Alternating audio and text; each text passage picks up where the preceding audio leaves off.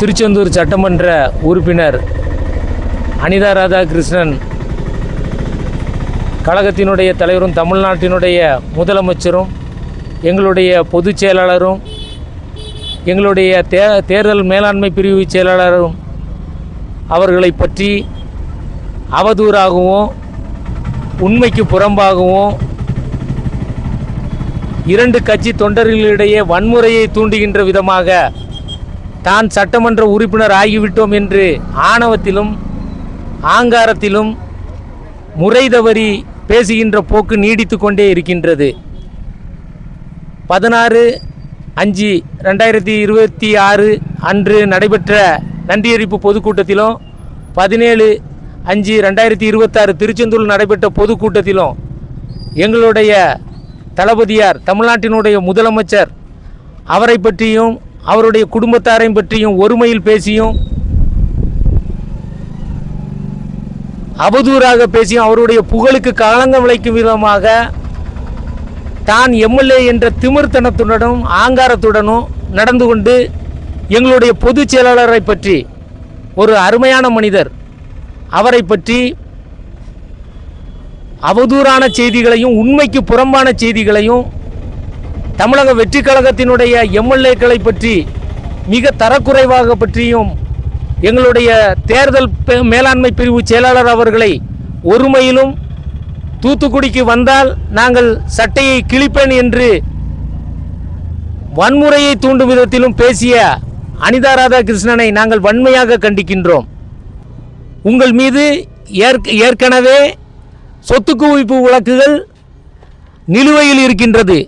அமலாக்க பிரிவு விசாரணையின் வளையத்திலே நீங்கள் இருக்கின்றீர்கள்.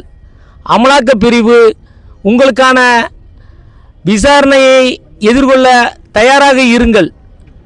அதற்கான அனைத்து ஏற்பாடுகளையும் இப்போது இருக்கின்ற காவல்துறையினரும் சரி லஞ்ச ஒழிப்புத்துறையினரும் சரி கூடிய விரைவிலே அதற்கான முயற்சிகளை மேற்கொள்வார்கள் என்ற நம்பிக்கையோடு நாங்கள் தமிழக வெற்றி கழகத்தினுடைய அனைத்து உறுப்பினர்களும் நிர்வாகிகளும் காத்து கொண்டிருக்கின்றோம்.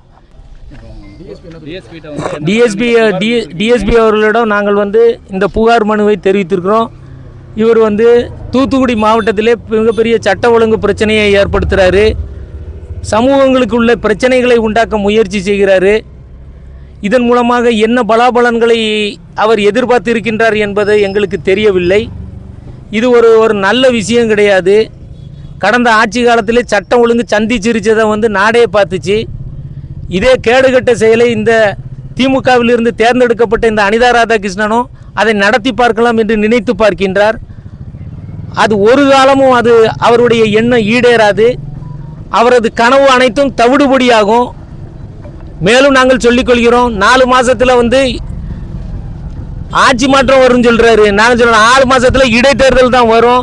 அந்த இடைத்தேர்தலில் இவர் டெபாசிட் இழந்து போவாருங்கிற நாங்கள் சாதாரண எங்களுடைய கட்சியினுடைய உறுப்பினரே நாங்கள் வேட்பாளர் நிப்பாட்டினா கூட இவர் டெபாசிட் இழந்து தான் போவார் என்ற செய்தியை உங்களுக்கு நாங்கள் சொல்லுறோம். இந்த ஆங்காரமான பேச்சு ஆணவமான பேச்சு அனிதா ராதாகிருஷ்ணன் இதோடு நிறுத்தி கொள்ள வேண்டும் என்று நாங்கள் கேட்டுக்கொள்கிறோம். எங்க புகார் அவர் முறையான நடவடிக்கை எடுக்கிறேன்னு சொல்லியிருக்கார். ஏற்கனவே எங்கள் தலைமைக்கு எல்லா விஷயங்களும் சொல்லியாச்சு. நாங்கள் சட்டப்பூர்வமான நடவடிக்கை முதலாக நாங்கள் இப்பொழுது புகார் தான் தெரிவிச்சிருக்கோம். இந்த புகார் மீது உரிய நடவடிக்கை எடுப்பாங்க. நாங்கள் அதுக்காக காத்திருக்கிறோம். எல்லாமே தலைமை ஒப்புதலோடு தான்.